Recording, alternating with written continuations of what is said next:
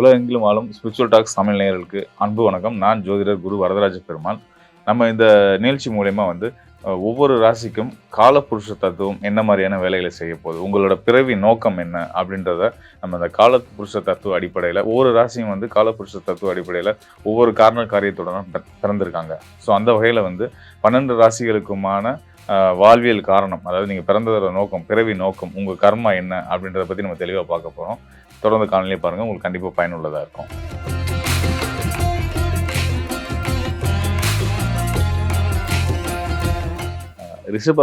ரிஷபராசியில் ஒருத்தர் பிறக்கிறாரு அப்படின்னா அந்த காலபுருஷ தத்துவப்படி என்ன நோக்கம், அவங்க வாழ்வின் நோக்கம் அப்படின்றத நம்ம பார்க்க போகிறோம். அதாவது ரிஷபராசிக்காரர்கள் அப்படின்னாலே பார்த்தீங்கன்னா கடின உழைப்புக்கு பெயர் போனவங்களாக இருப்பாங்க. அதாவது ரிஷபராசிக்காரர்களோட படைப்பின் நோக்கம் என்னன்னு கேட்டிங்கன்னா, கடின உழைப்பை யாருனாலும் செய்ய முடியாத பெரிய பெரிய கடினமான வேலைகளை, சாதனைகளை செய்ய பிறந்தவங்க தான் ரிஷபராசிக்காரர்கள். இது மட்டும்தான் அவங்க வாழ்வின் நோக்கமா அப்படின்னா கிடையாது. அதாவது இவங்களுக்கு நிறைய கடமைகளை காலபுருஷன் கொடுக்குறாரு. என்ன அப்படின்னா, என்ன மாதிரியான ரோல்லாம் கொடுக்குறாருன்னா, ஒரு தாயாக இருக்கணும், தந்தையாக இருக்கணும், ஒரு சகோதரனாக இருக்கணும். இப்படியான பல விஷயங்களை அந்த ரிஷபராசிக்காரர்களுக்கு கொடுத்து தன்னை சார்ந்தவங்களுக்கும் தன்னோட வாழ்க்கையில் தான் சந்திக்கிற ஒவ்வொரு மனிதர்கள்கிட்டையும் இந்த பண்புகளோட, ஒரு தாயாகவும் நண்பராகவும் ஒரு சகோதரனாகவும் தந்தையாகவும் இருந்து அடுத்தவங்களுடைய நலனை வளப்படுத்துறதுக்காக தான் ரிஷபராசிக்காரர்கள் ஒரு நபர் ரிஷபராசியில் பிறக்கிறார். இது காலபுருஷனுடைய நியதி இதுதான். ஸோ அந்த வகையில் பிறக்கக்கூடியவங்க ரிஷபராசிக்காரர்கள் பார்த்திங்கன்னா தன்னலம் கருதாமல் பிறருடைய நலனுக்காக தன்னுடைய வாழ்க்கையை அர்ப்பணிச்சுக்கிட்டே இருப்பாங்க. ஸோ இது நல்லதா அப்படின்னு கேட்டால் கண்டிப்பான முறையில் பிறருக்கு நல்லது. ஆனால் ரிஷபராசிக்காரர்களுக்கும் அவங்கள சார்ந்து வரக்கூடிய அவங்க குடும்ப உறுப்பினர்களுக்கும் பார்த்திங்கன்னா, இவர் எங்கே நம்மளை கண்டுக்கவே மாட்டார், அடுத்தவங்க ஓடிக்கிட்டு இருக்காரு அப்படின்னு சொல்லி வருத்தப்படுவாங்க. அவர் கண்டுக்க மாட்டாருன்றது அர்த்தம் கிடையாது. இந்த ரிஷபராசிக்காரர்கள் பார்த்திங்கன்னா தன்னை போலேயே தன்னோட குடும்பத்தையும் நினச்சிருவாங்க. தனக்கு இல்லைன்னாலும் அடுத்தவங்க செய்வாங்கன்னு சொல்லும் போது தன்னன்னு வர்ற அந்த இடத்துல குடும்பத்தையுமே தன்னோட எடுத்துக்கிட்டதுனால அவர் நம்ம மேலே பெரிய அக்கறை கொடுக்க மாட்டார். குடும்பத்தில் பெரிய அக்கறைகள் கொடுக்க மாட்டாங்க. பிறர் குடும்பத்துக்கும் பிறருடைய நலனுக்காகவும் தான் அவங்களுடைய வாழ்க்கையை வாழ்ந்துகிட்டே இருப்பாங்க.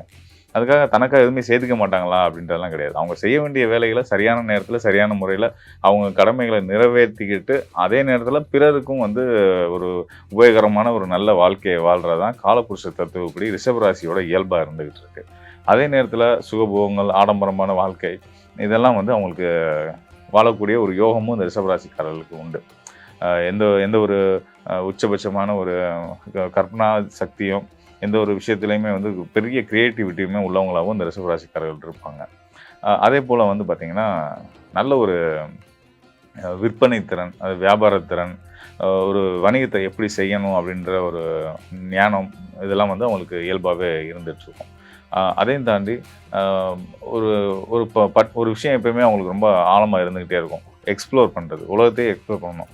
ஒரு இடத்துல தேங்காமல், ஒரு குண்டுச்சீட்டில் குதிரை ஓட்டாமல் எல்லா பக்கமும் போகணும், பல உலக நாடுகள் எல்லாத்தையுமே சுற்றணும், வைக்கணும், பார்க்கணும், பல மக்களோட பழகணும் அப்படின்ற ஒரு இயற்கையான ஒரு ஆர்வமும் நிச்சயமான முறையில் இருக்கும். அதே நேரத்தில் இன்னொரு ரொம்ப முக்கியமான விஷயம் பார்த்திங்கன்னா, இந்த ரிஷபராசிக்காரர்களாகிய உங்களுக்கு ரொம்ப நேர்மையான நடத்தை உள்ளவர்களாக இருப்பாங்க. அவங்க செயல்களை பார்த்து இவர் தப்பானவர் அப்படின்னு யாருனாலும் சொல்ல முடியாத அளவுக்கு பார்த்திங்கன்னா ரொம்ப நேர்மையான தன்னுடைய நடத்தையில் ரொம்ப ஒரு சரியாக இருக்கக்கூடியவங்களாக இருப்பாங்க. ஆணாக இருந்தாலும் சரி, பெண்ணாக இருந்தாலும் சரி, யாராலும் குறை சொல்ல முடியாத ஒரு நேர்மையான சரியான ஒரு வாழ்க்கையை வாழ்கிறதுல ரொம்ப குறிக்கோளோடு இருக்கக்கூடியவங்களாக இருப்பாங்க. அதே போல் பார்த்திங்கன்னா, அதான் நம்ம முன்னாடி சொன்ன மாதிரி ரிஷபராசியோட பிறப்பின் நோக்கமே பார்த்திங்கன்னா தன்னை சார்ந்தவர்களுக்கு, மற்றவர்களுக்கு ஆன வாழ்க்கையை வாழ்கிறதுக்காக தான் அவங்க ரிஷபராசியில் ஒருத்தர் பிறப்பு எடுக்கிறார். ஸோ அந்த வகையில் அந்த செயல்கள் மூலியமாக நிச்சயமான முறையில் யாரும் குறை சொல்ல முடியாத அளவுக்கான நல்ல ஒரு செயல்களை செய்து ஒரு உதவி கேட்டால் நல்ல சிறப்பாக செஞ்சு கொடுத்தாங்க அப்படின்ற பேர் வாங்கிடுவாங்க. ஆனால் அதை சம்மந்தப்பட்டவங்க மறந்துடுவாங்க, கொஞ்ச நாளில் மறந்துடுவாங்க. நம்ம நன்றி மதிப்பு நன்றென்று, அன்றே மதிப்பு நன்று அப்படின்ற திருக்குறளுக்கு நாங்கள் யாரும் இங்கே இப்போ பெரும்பாலும் இருக்கிறது இல்லை. ஒரு சிலர் இருக்காங்க, கண்டிப்பான முறையில் இருக்காங்க தான், இல்லை சுத்தமாக யாருமே இல்லைன்னு சொல்ல முடியாது. ஆனால் அப்படி இல்லாத சில ஆட்களை தான், நன்றி மறக்கக்கூடிய ஆட்களை தான் ரிஷபராசிக்காரர்கள் தேடி போய் அவங்களுக்கான உதவிகளை செய்துட்டு இருப்பாங்க. ஸோ அதை மட்டும் உங்கள் வாழ்க்கையில் கொஞ்சம் தவிர்த்துக்கிட்டாங்க அப்படின்னா, இது விதி அமைப்பு தான். காலபுருஷ தத்துவப்படி ரிஷபராசிக்காரர்களோட இயற்கையான அமைப்பு அதுதான்.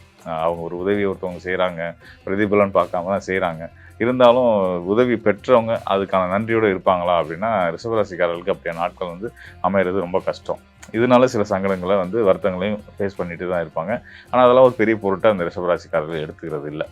இவங்களோட தொழில் அமைப்புகள் இதெல்லாம் வந்து பார்த்தீங்கன்னா, எந்த ஒரு விஷயத்துலையும் நம்ம நேரம் சொன்ன விஷயங்கள் தான் அடிப்படையாக இருக்கும்.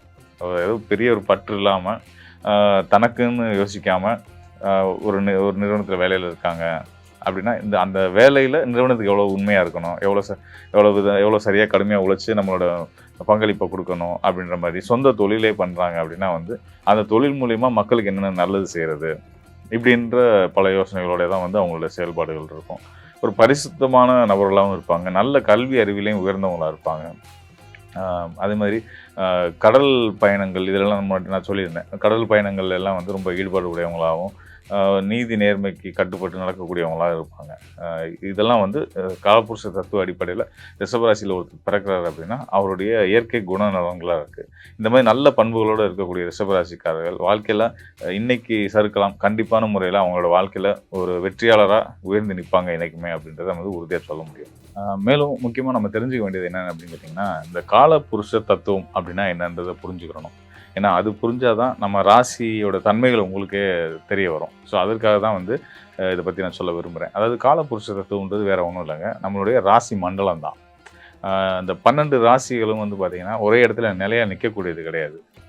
ஒவ்வொரு ராசிக்கும் ஒரு கிரகம் அதிபதியாகவும் அந்த கிரகங்கள் வந்து சுழற்சியிலேயே இருந்துக்கிட்டு இருக்கும். யாரை சுற்றி சுழந்துட்டு இருக்காங்கன்னா, இந்த கிரகங்களோட தலைவனான சூரியனை சுற்றி சுழண்டுக்கிட்டு இருக்காங்க. இந்த ஒவ்வொரு கிரகமும் சூரியனை சுற்றி சுழண்டு வரக்கூடிய அந்த நேரம், அந்த அந்த இடைவெளி, கால இடைவெளி தான் வந்து காலம்னு சொல்கிறோம்.